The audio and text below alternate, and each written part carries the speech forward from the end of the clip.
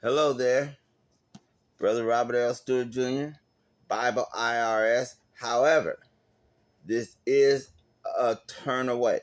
I do have my handy dandy Bible, but instead I'm going to now look at my notebook that I have here and talk about a few notes that I've made.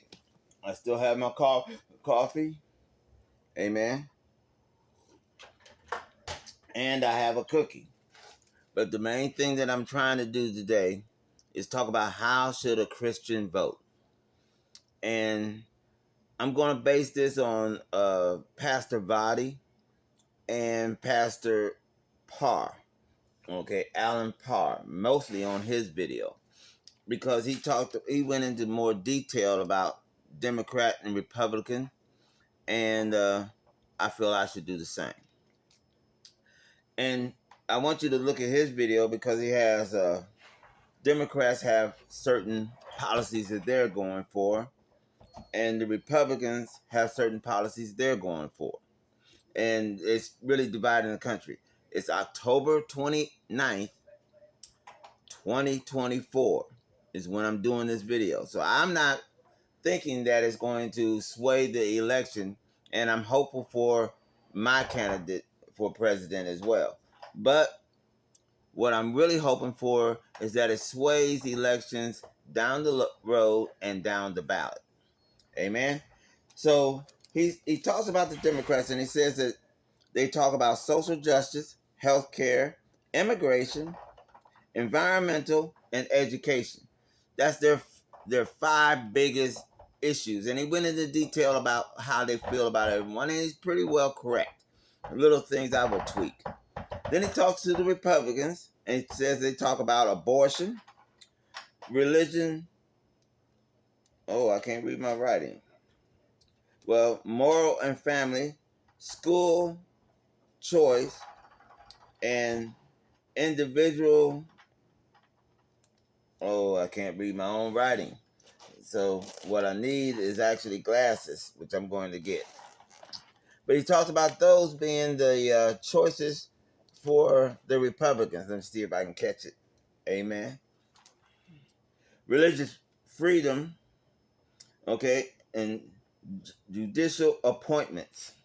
That's what I took my notes. This is also why I don't take notes, because I write so fast I almost can't read them myself. Amen. So I had to train my brain not to, and I can't write and think at the same time, or write and hear. I haven't trained myself that way. That's another reason why I very seldom take notes, and very seldom do you see me go to my notebook, even though I have a lot of stuff written for various pages. Okay, so let's go to the Democrat side. Talk about social justice, healthcare, immigration, environmental protections, and education. And all of those really devolve into one thing. Let's go to the Republican side, talking about abortion, religious freedom, moral and family social choice, and judicial appointments. And all of those really evolve into one thing. Now, what one thing are all of those talk? How we live together. That's what they all devolve into. Politics, there was an old guy that was on the radio. He wasn't old, he was actually young. He says, his radio program is called Politics and Religion. He said, politics is how we live here today. Religion is how we're going to live in the hereafter. I think we should talk about it, because everybody says you're not supposed to talk about religion and politics. Well, I'm diving into it. Okay, so let's go. Social justice and abortion. Evolving the same thing. How we live together. Okay? If you don't believe in abortion, guess what? Don't do it. Should there be a law against abortion? Yes and no. Now, why do I say yes? Well, if you really think abortion is wrong, there should be a law against it. However, for the people that think abortion may be correct, they are going to do it. So why did Roe versus Wade ever come into play? Most people don't know. It really came into play, and I'm just going to be 100% honest. Let's keep it 100. It came into play because white, rich women were dying. That's why abortion came. It didn't come for genocide. It's not genocide against black folks. I've heard all those arguments. No, because it's not designed to kill all black babies. So it's not a genocide. It was designed to keep rich white women from dying here in this country. Back alley abortions. That's what it was designed for. It wasn't designed for having, the words escape me, having control over your bodies as far as, and I know I said the magic words there, but having control over your bodies as far as having control over when you're going to have children. It wasn't designed for that. It was designed for an emergency use.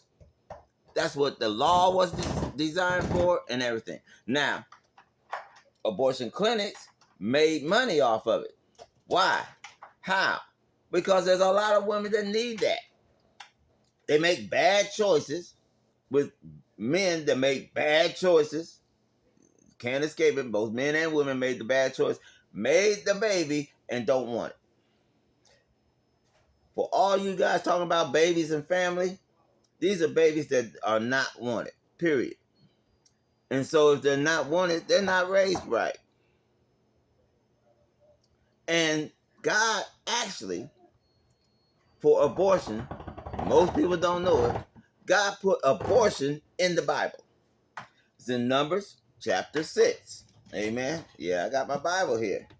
It's in Numbers chapter 6. Okay?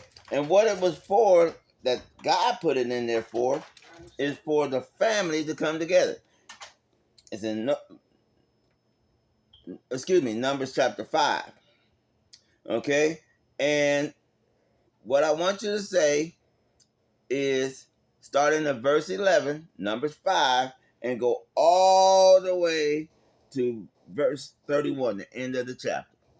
And it's telling a woman how to have an abortion way back in the day. So if God put it in there, abortion should be legal.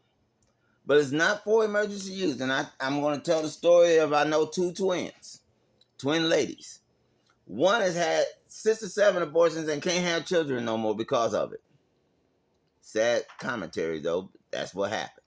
One has had 5 children to the same man, but still have 5 children without being married. Still a sad situation. Which one is worse? I'm not God. I'm not going to tell you. It is not for contraceptive use. Abortion is not supposed to be used for contraceptive. Now, the abortion pill, the contraceptive that you can take, that's for contraceptive use. The condom is for contraceptive use. But the abortion, that's a surgical procedure. You're not supposed to have a lot of those. Wake up, women. If the man wants you to get an abortion, he does not want you to be in his family. At least not yet. So don't have sex. And the church, wake up, church, because the devil has used this issue to have you not do what you should be doing. And it started with the letter A. You're against abortion. You should not have been against it if you're a fundamental Bible-believing Christian, as I just told you that the Bible has it in Numbers chapter 5, verses 11 through 31. So if you're a Bible-believing Christian, you should believe in abortion. However, what you should have been teaching, that the church used to teach until the devil jumped in there and got the church focused on abortion, and this starts with a letter A as well. You should have been teaching abstinence. I'll say that again. Abstinence. Abstinance. That's what you should have been teaching. And that's what the church used to teach. We've gone away from it because the devil got in there and made us teach something else. And because of this abortion law, abortion is a medical procedure for emergency use. Because the baby's going to come. And I'm going to tell you right now, if you want to go strictly Bible, that you're supposed to have children in marriage, guess what? There's three ways that baby gonna come out. One is not a sin when you have them out of wedlock. Just have hook up. One way that the baby comes out that is not a sin. And you know what that is? According to church rules as far as having children in marriage. The one way it comes out is a miscarriage. That means your body can't handle it. And for all these people right now in October 2024, all these women forced to carry a baby to term and all like this and getting sepsis and all these medical conditions and maybe have jeopardizing their future to have a baby because they're so misguided the church is about this issue about abortion. A miscarriage is not wrong. That's not a sin. The other two ways the baby is born is either born out of wedlock or born and the mom takes care of it, or is born out of wedlock and is given up for adoption. Both of those ways are a sin according to church rules. That's the truth. So social justice, we should have right along with abortion. Abortion was made for you to have social justice. I was arguing with a man about the abortion. He says, so you believe in killing babies? I said, first of all, a baby's not a baby till it comes out the mama. Until then, it's a fetus. And God never talks about fetuses. He talks about people that are born. That's the reason why he says you must be born again. It doesn't say you must be conceived again. People got things twisted, making lies out of the thing. So I'm talking to him about abortion. I said, well, your wife has kids, right? He said, yes. I said, so she obeyed the abortion law. He said, what? I said, I'll say it again. Your wife has kids. You're married. Your wife has kids. You love them, right? He said, yes. Okay, so that means that she obeyed the abortion law. He said, how? Because she had the babies. The law just says that you may get an abortion. It doesn't say you have to.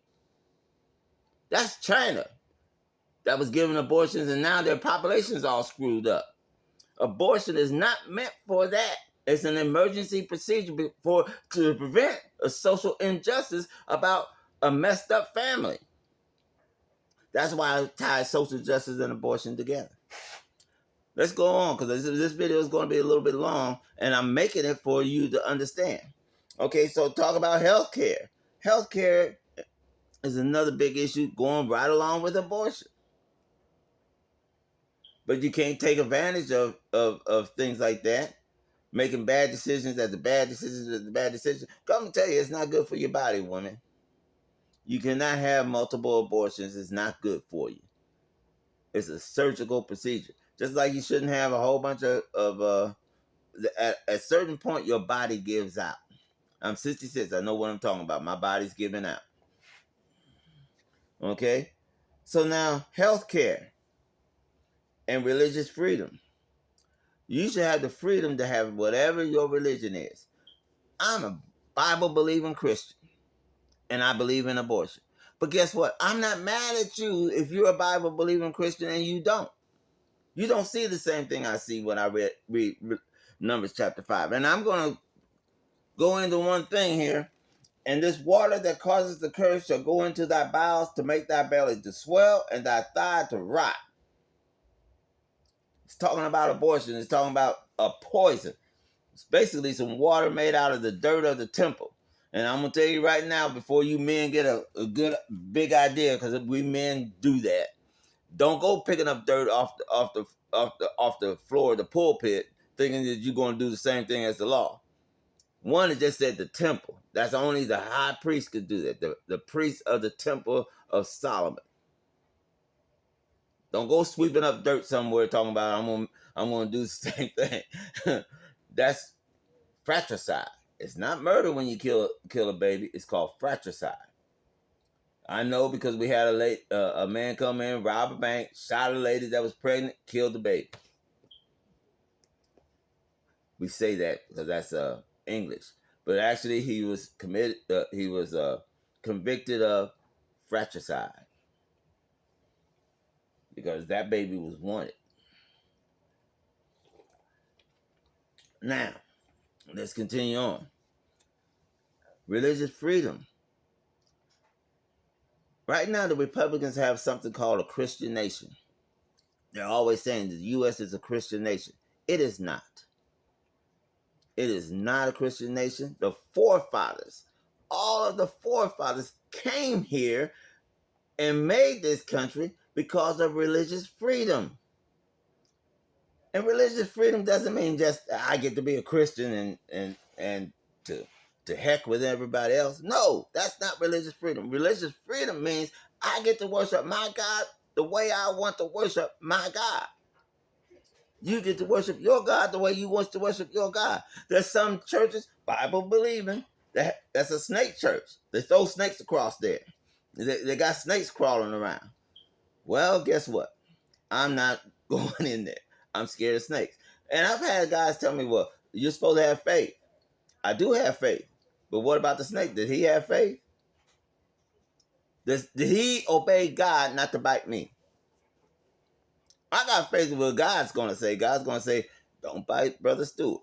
I do believe God's going to say, yes, come on, Mr. Snake, don't bite Brother Stewart. But now I got to depend on the snake's faith that he is not going to bite me and he's going to obey God. And according to Bible history, remember the garden, I don't think snakes obey God very well. I'm not going to put my health in that jeopardy. See how they got it twisted? The Bible just says that if you get bit, you shake it off into the fire. It doesn't say hold the snake till it bites you. Let's get real. That's how come this is called real study. My God. Okay. Immigration, moral, and family. I had a lady when I used to drive a truck as a waitress, and I was driving the truck over in Ohio, 18-wheeler, and I read an article that struck me as funny. And the article read basically this. The Amish teenagers were getting pulled over for having boom boxes in their buggy and their music was too loud and they was getting too many tickets. And I thought that was funny. Hopefully you do too. So I called the waitress. I said, check this out. Because you're bored just eating basically the same food. But, you're eating Amish food. It was pretty good, though. So she came over. I said, read this, because it's a little short article. She said to me, I like the Amish because they have more morals. I said, that's not true. Everybody has the same amount of morals. They're just different. I have the morals that I'm not going to try to steal. That's my morals. It's in the 10 Commandments, so a lot of you Bible believers. But guess what? The thief has the same amount of morals. His moral says that he can steal. It's just different. That's all it is. And you can't legislate morals. Morals is what you do in the dark. That's a moral. You can't legislate that. Now, you can make it illegal to do certain things. For example, is it illegal to steal a loaf of bread? That's just a fact.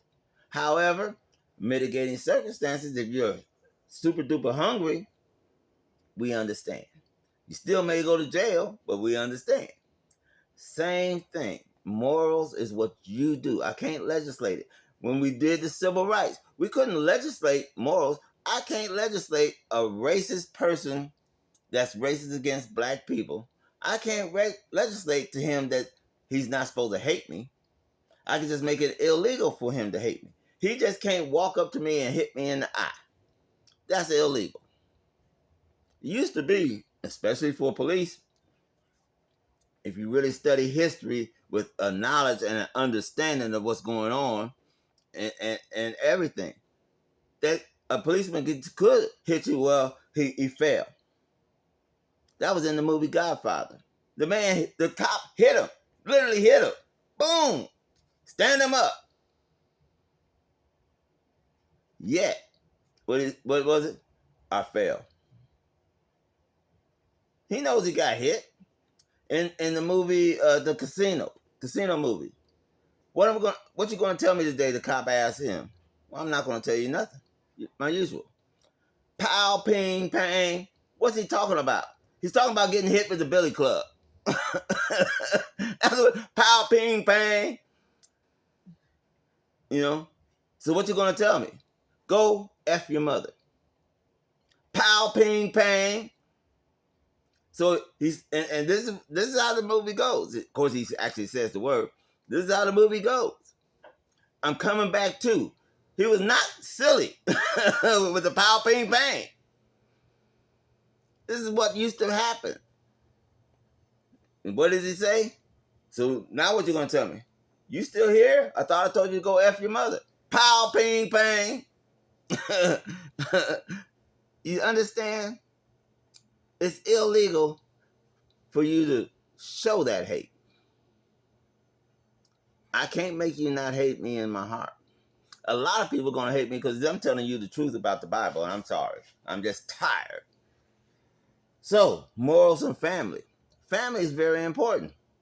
Family is very important. I tell all of my grandsons, and I told my sons, okay, you do not wish to have a baby before you get married. Why? Because now a portion of your money goes over here and not to your family. That's why. And I understand. In my day, hey, I did it. I'm sorry to say I never had babies out of wedlock, and I'm super glad. But I will tell you this. That's what God's interested in. He wants the family to be a core group that holds together by love. That's what it's all about. Immigration.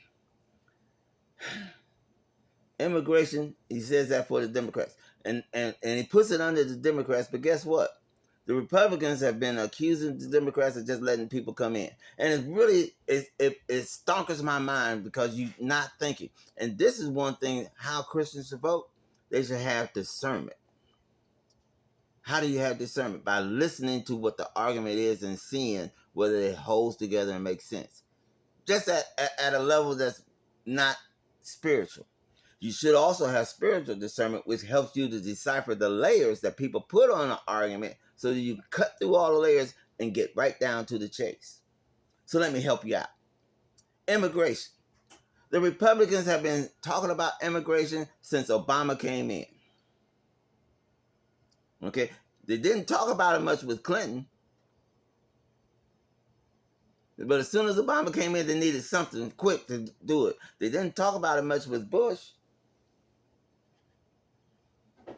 The first Bush.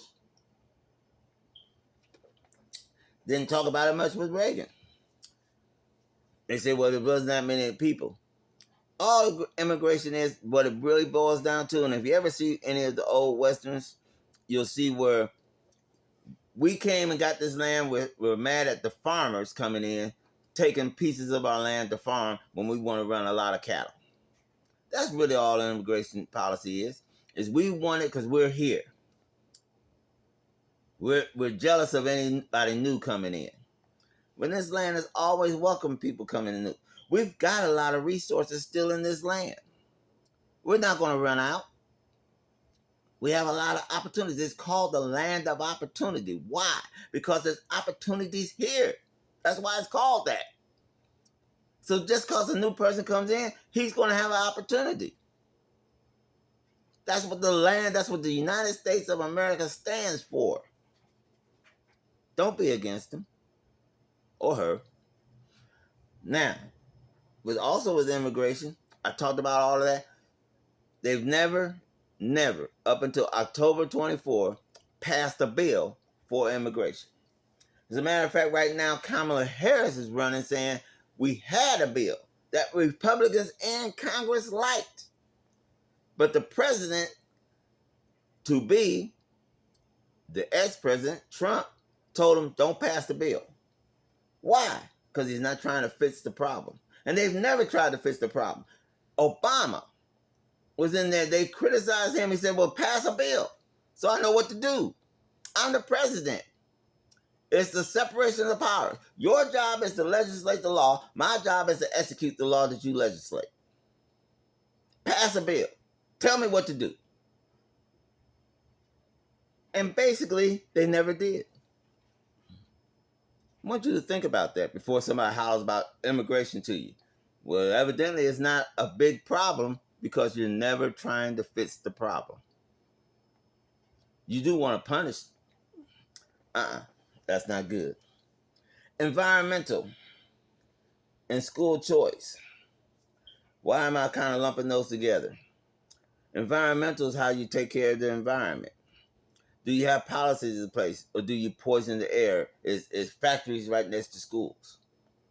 School choice is the same thing. Is it a bad area? My wife grew up here in this city, Indianapolis. She grew up on the east side. There used to be all kind of factories down there by Yandy's. It's right down there by the school. I believe the land is kind of poisoned from things that I could piece together. I'm not from here, so I don't know. But down there, and there's still metal being published and everything because people put it together. Back in the 1900s, people didn't know. We know some things now. That's how come we have an EPA, environmental protections, which goes back to smaller government, which is what the Republicans used to be for. And my argument is this. George Washington had a cabinet of about 5 people. You know why he can get away with that? Because the times at that time was not as complex as the times now. We need more people in the cabinet because we have more different types of situations. That's just a fact.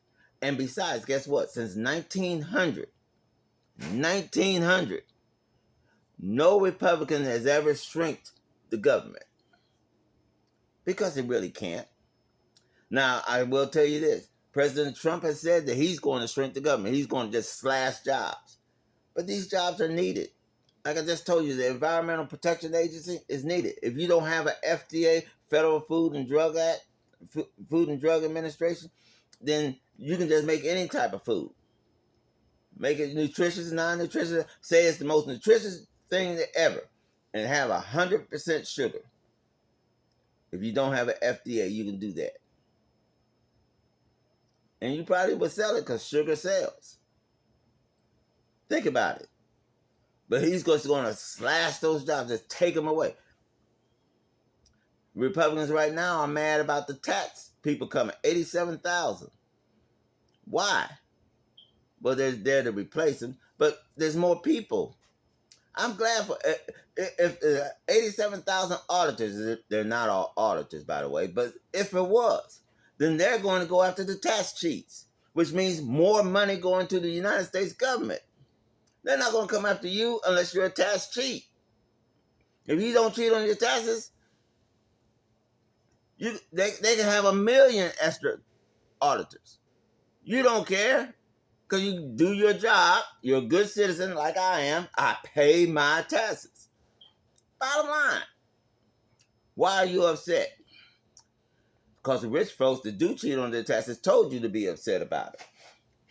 That's discernment. I discern that you want me to be mad at a policy coming in because it's designed to go against you who are cheating everybody. Because when they cheat on their taxes, they cheating everybody. Because when they don't pay their taxes, guess what?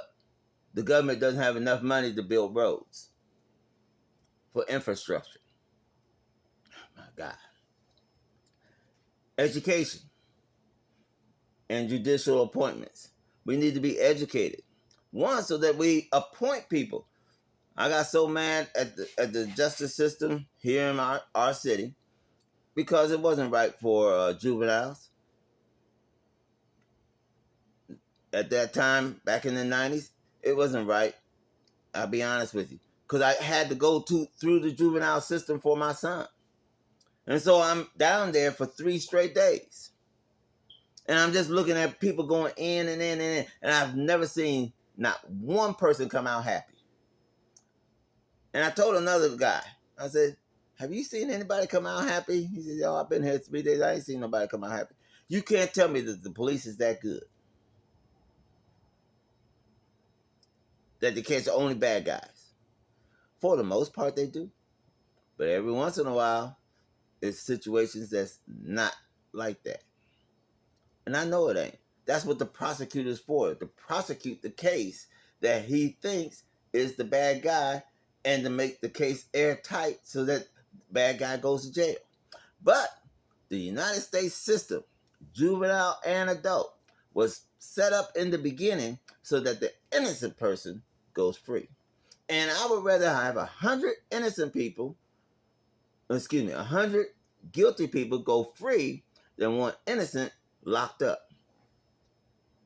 And we hear it in the news all the time. Dude's been in jail for 20 years for a crime he didn't do. Thank you very much, sir. Let me shake your hand. What? And for all you people talking about the death penalty, the reason why black people en masse was against the death penalty was because once you kill that inmate, it's a done deal. But if that inmate didn't do the crime, that's a bad thing. And I also want you to think about this. If the inmate didn't do the crime, then that meant the criminal is still out here. That's the way I look at it. That's spiritual discernment. And that's the reason why I'm for the death penalty if they catch only the bad guys. And that's what needs to happen. More social justice within the judicial system. And for the judicial appointments, I said to my son, the judge ain't no Solomon. He can't discern good and bad. And I'm going to tell you the case. My son got picked up by two friends. So he's riding in the back of the car. You know how friends are. He's sitting in the middle of the seat, riding in the back of the car. They go through an intersection that they shouldn't have gone through, get hit, tear up stuff. They had stolen goods in the car because my son joined them. They was out stealing, the two in the front. The guy that hit him testified in court that he saw two people jump out, driver and passenger, and then he saw one guy come from the back, come out, and all three ran. They catch one guy, the passenger, excuse me.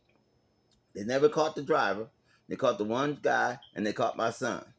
And the judge says he was guilty of the accident. How? He's sitting in the back seat. I've never known anybody sitting in the back seat that made an accident. He had no discernment.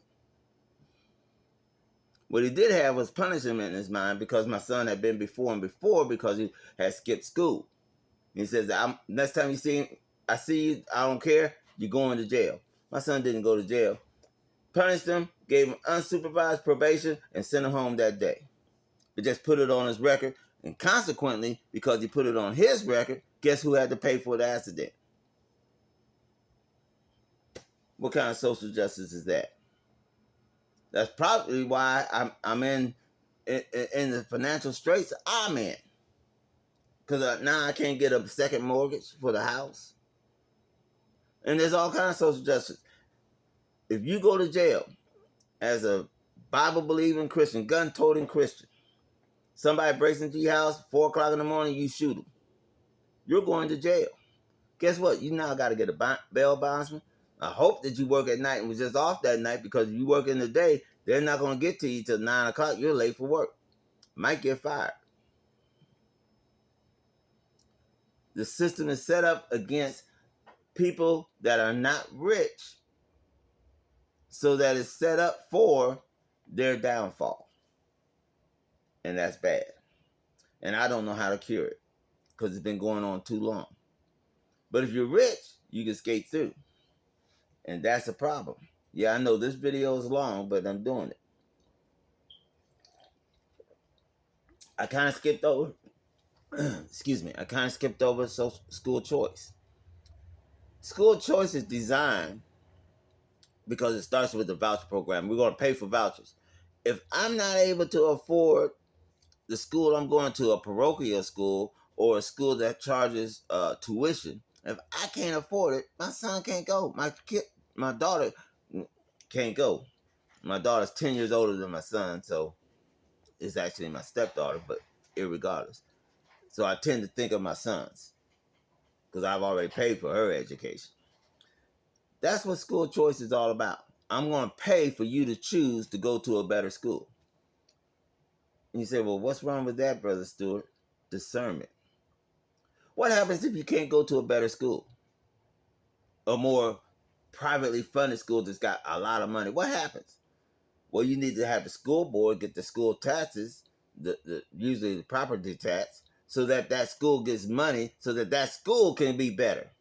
You need to work to make that school better. No, you're just fleeing the school, saying to heck with the school. So a school in your neighborhood is bad now. Leads to all kind of social problems because you didn't stay to fix it. And the politicians don't care because I believe they're siphoning money. And I'm thinking about going into politics. But I'm going to tell you this. It is follow the money, follow the dollar. Discernment. We have lost control of the schools, which educate the young. Like Morgan Freeman and Lean on Me. We have failed to educate our children. Think about it. I don't care. Now I'm a great grandfather.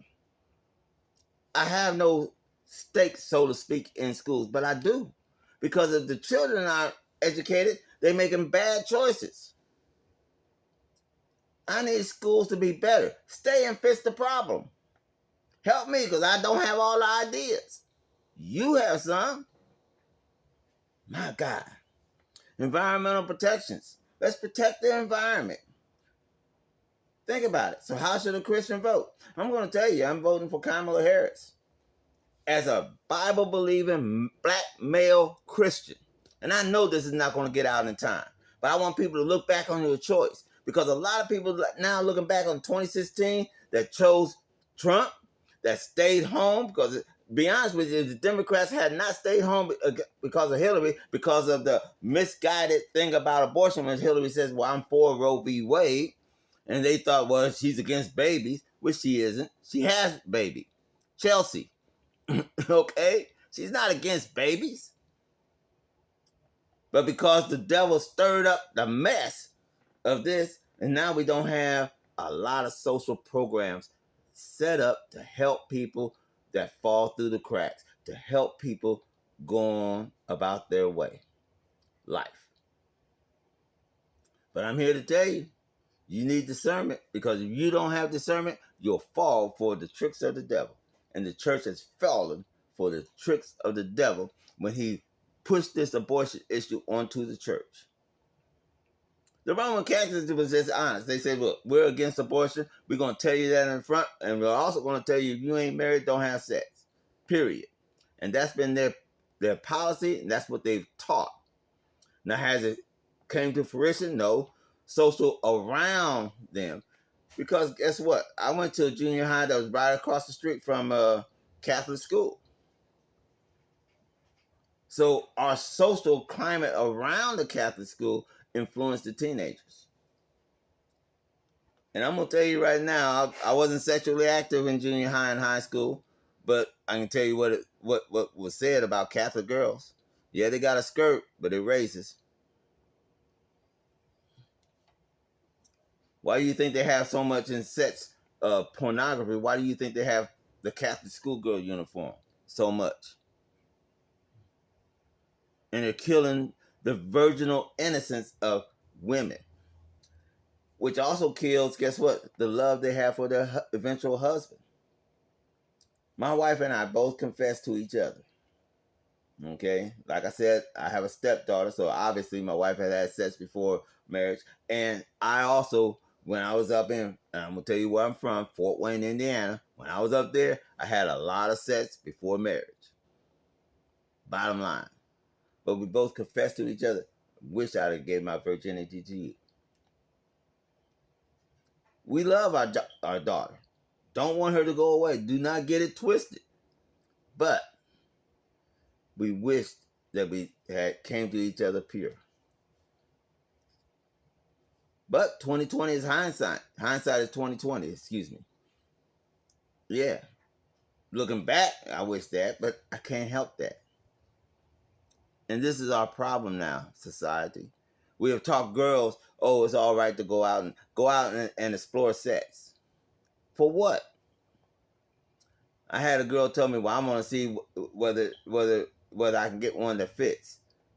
Huh? You're a girl. He's a man, a boy. You fit. That's the way it's made. I can't help it. What I'm gonna research to see what fits. What kind of sense does that make? It all fits. My God, the lies people have told over all the social. That's why we have all the social problems today, because man has told so many lies in social interactions that it is almost impossible to discern the truth. But I'm gonna tell you, cut through all the bull crap and get straight to the point. It is wrong to hate somebody that's coming in. Now, I'm gonna be honest with you. I want them to come in legally. Let's make a path. Let's legislate. And also, what we got to do is make sure that they know that it's a path. So if you come in illegally, guess what? We're going to deal with that. I heard people talk about for immigration, because I'm cutting on a lot of things here. I heard people talk about, well, we don't want women coming over having a baby on United States soil, and now the baby's a citizen. Well, what famous person and situation can you use to solve that situation? I'm gonna tell you, Bruce Lee. Huh? Bruce Lee? Yes, he was born here in America. They were here on a traveling permit. They were actors, mother and father. So they came here. The mom had the baby. He had a dual citizenship. At 18, he decides whether he wants to be an American citizen or a Chinese citizen. And he was being Chinese citizen till he got into some trouble. You guys know the story of Bruce Lee. He came to America, became an American citizen because that was his right. But people say, well, I don't want, they look, the baby still has to go back to Mexico. He's not an American citizen and can stay. Because she isn't. You see? So the Democrats have it wrong because their compassion was so much, well, the baby's not an American citizen, so you can stay. You're a Mexican citizen. You're a Costa Rican citizen. You go back to Mexico, Costa Rica. That's where you're from. Till you can immigrate legally. Your son that's born here, your daughter that's born here, the baby, they are American citizens. They have to wait until they're 18. Well, maybe the cartel just take the birth certificate. Still has to wait 18 years. Because you was born October 28th, 2024. Add up 18 years. How's he going to use it? How's he going to say, I'm the baby? I'm not even a person that can look at people and tell the difference. I'll be honest with you, because if you know who I am, come up and tell me who you are, because I don't know. All people look alike to me because I just treat all people the same. So guess what? He can't say he's a brand new baby. He's a big person. I'm a big person. Ooh. You see? Discernment. Knowing exactly what you're talking about. And don't be primed by hate. Hate makes you not able to see. Love allows you to see all. But don't get clouded with your love like the Democrats did and just say, well, the mama gets to stay. No, mama doesn't get to stay. The daddy doesn't get to stay. In Bruce Lee's case, they went back to China. On about their business. And they didn't come to America. He did.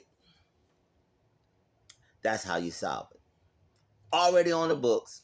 Don't need no other law. Just need to enforce the laws that we got. Now, he didn't go into something called gun control, but I am. Because I got 44 minutes and I want this to be an hour. And I'm going to stop. So we're going to go into gun control.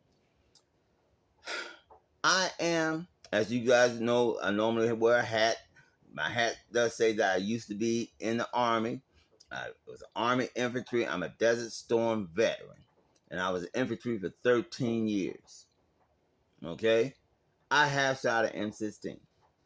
Back in my days, the M16A1 and A Deuce, which is a hotter round, which means it goes far. M16A1 goes out to 400 meters. I should be able to hit a target 400 meters out. I have targets on the range from 50, 100, 150, 200, 250, 300. It goes out 400 meters, but I do the range out to 300. And to get expert, you have to have 4 targets at 300, okay? And you have to hit them. You got to get 36 out of 40. So you have 40 targets all in all, divided up through the ranges I just told you. And you got at least 4 of them are 300. So guess what? You miss one of those 3, miss all 4 of them, and miss another target, that's 5. You're not an expert. I am an expert. I'm an expert marksman because the first badge is marksman. That's the lowest badge. I told one guy that, he was like, what? I said, yeah, marksman is the lowest badge that you can get to qualify back in my day. The next one was sharpshooter. And then the next one after that was expert. I am an expert.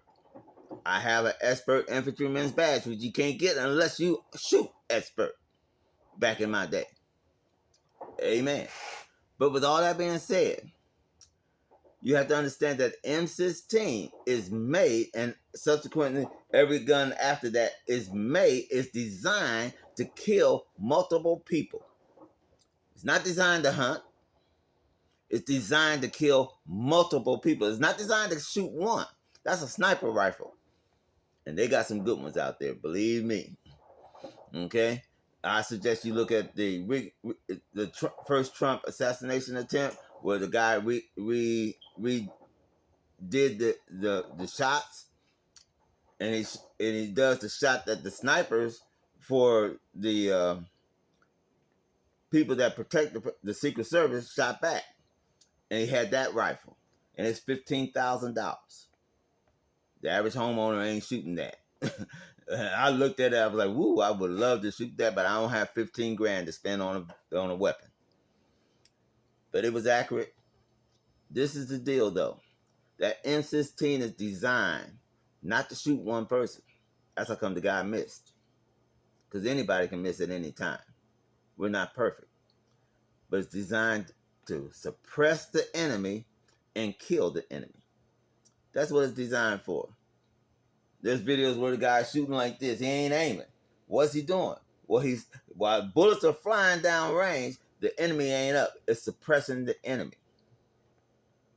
so that the other people can aggress on the position. Same thing for tanks. Tanks have what's called a bounding override. They pop up over this ride, start shooting, and this people come around here and then pop up, and they overwatch each other just like that as a tank. Same thing that infantry does on foot. I've done both, by the way. So nobody's coming to take your guns, but the guns that you want to have is not necessary for the civilian population to have.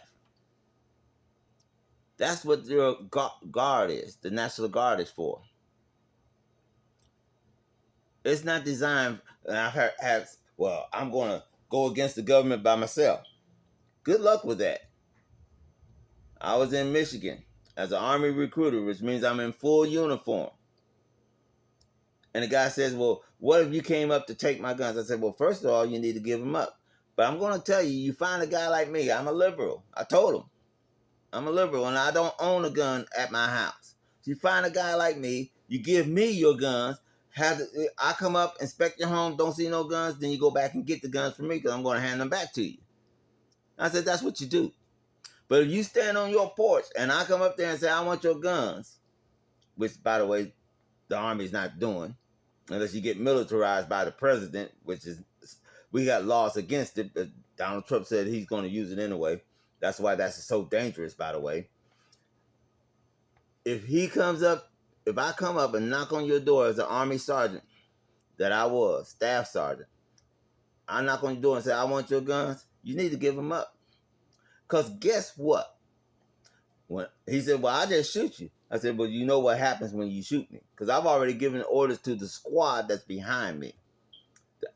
The average infantry squad has an M60 machine gun. And I told him, if I knock on this man's door and he shoots me, I want you to start at the door, traverse out, and traverse back. And keep doing it till you finish a belt. That's 100 rounds. 7.62 going through the house because it's a good sized bullet. Then I have 2 saws, 5.56. I said, I want you to target of opportunity, but I want you to light up.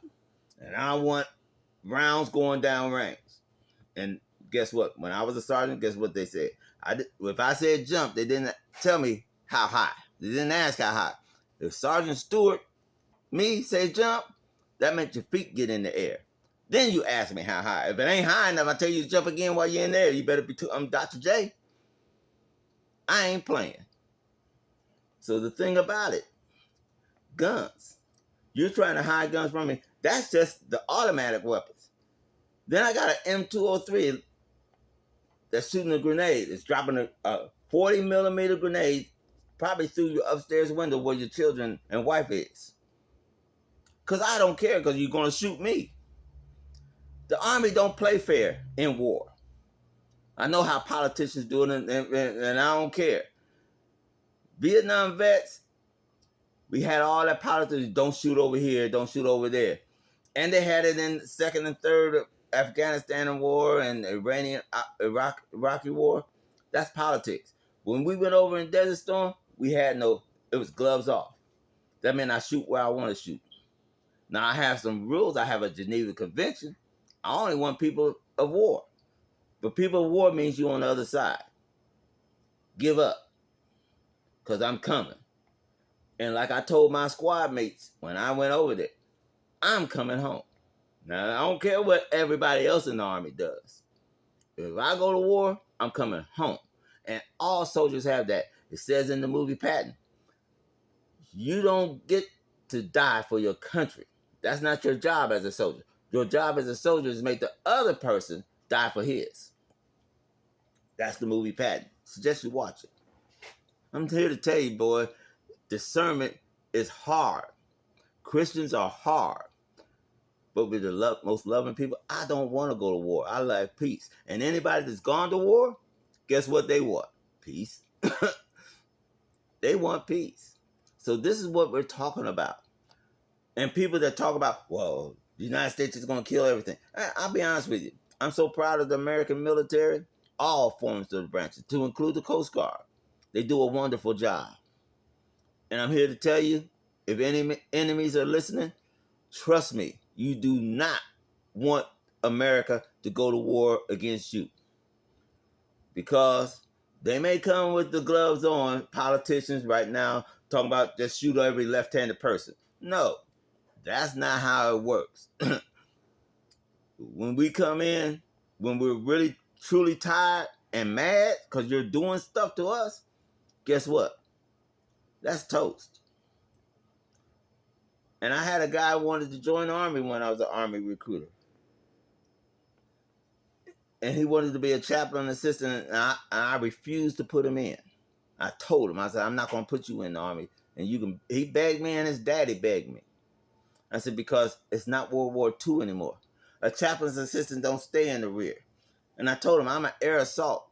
I said, do you know what that means? That means I fly in a helicopter, go to the rear, come down on a rope, kill everybody back there.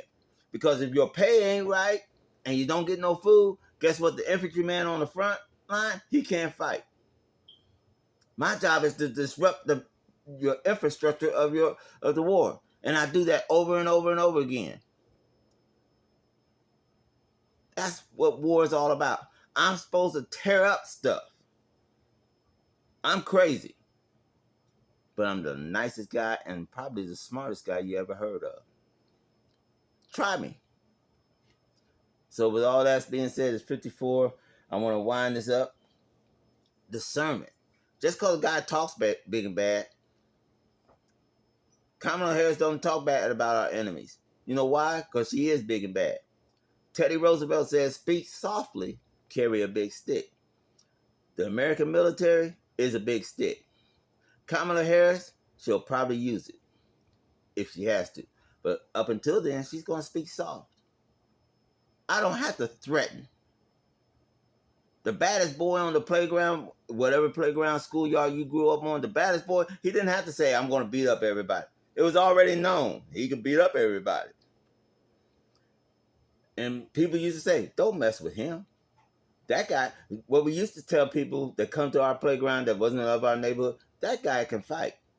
Now, if you was to keep on messing with him, you just made that decision. But we told you.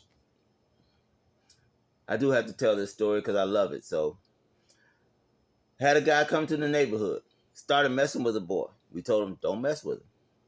The boy started crying. He thinks it's funny and he's really getting over. Kept messing with the boy. We said, don't mess with him. You don't know what you're doing. Don't mess with him. The boy kept on crying. The boy kept messing with him. Guess what happened? While the boy was crying, he beat that boy so bad, had him on the ground, hitting and crying at the same time, just knocking him silly. And when he got up and went home, after beating the boy up, he went home crying. When the boy finally came to and said, what happened? Everybody told him, said, we told you. I was one of them. I said, we told you, don't mess with him. He said, well, he was crying. You know, he's all crying now. He was crying. I thought I had the upper hand. He said, no. He's crying because he doesn't want to beat you up. He's crying because he's scared of hurting you. He's crying because he wants to be good and you're forcing him to be bad.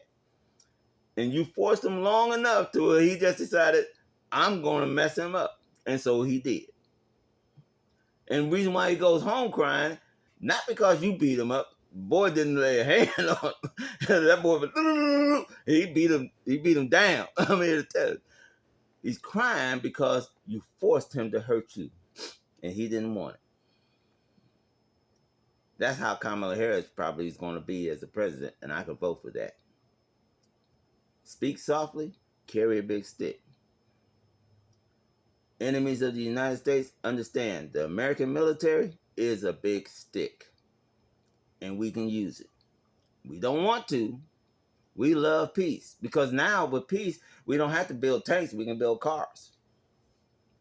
Keep messing with us, guess what we'll start building more of? Because we're still building some tanks. Don't get it twisted. But now we're going to build less cars, build more tanks. Happened in World War II. They kept messing. We went on that war economy. Tanks started rolling. And Patton, when he came through, because I know because my uncle fought with Patton at Anzio, Italy. I ain't speaking stuff that I can guess and just read in history. I'm talking about stuff I know. Part of the Red Ball Express. They rolled across Europe. Why? Because you kept messing with us. The French soldier on YouTube, you'll have to find it. I saw it. Says when the Americans say they're coming, they're going to ask what's going against them. And they coming with enough stuff to handle that problem. And they coming. Even in Vietnam, they did not want to mess with the American soldier on the Vietnam battlefield. We want every war company and above. Every engagement. The Tet Offensive, they only won for the first 3 days and we fought them back and won it. Where we lost is because we had to kill so many people and the American populace got tired of it. And we also propped up corrupt governments. But that's another whole video. That's a whole nother level of discernment. But I'm here to tell you, use discernment when you vote. Don't be cheaping out. Figure out what they're really truly for. Do they have compassion in their heart for all people? All people. Because you don't know whether one day you may be the downtrodden. I know right now I am. I'm poor. But now that I said all of that, it's 59 minutes and 8 seconds, 10 seconds. I'm going to tell you this. You need to vote Democrat by and large. I have not really voted Republican except for here and there. I'm an independent, but I lean heavily Democratic. Why? Because I'd rather vote for love and compassion than hate for any day. And he's using hate against another American citizen. Think about that. That's just bad. And also he's using hate for his own personal power. Think about that. Because you never know when he'll turn it against you. But I want the all-power God too. May God bless you.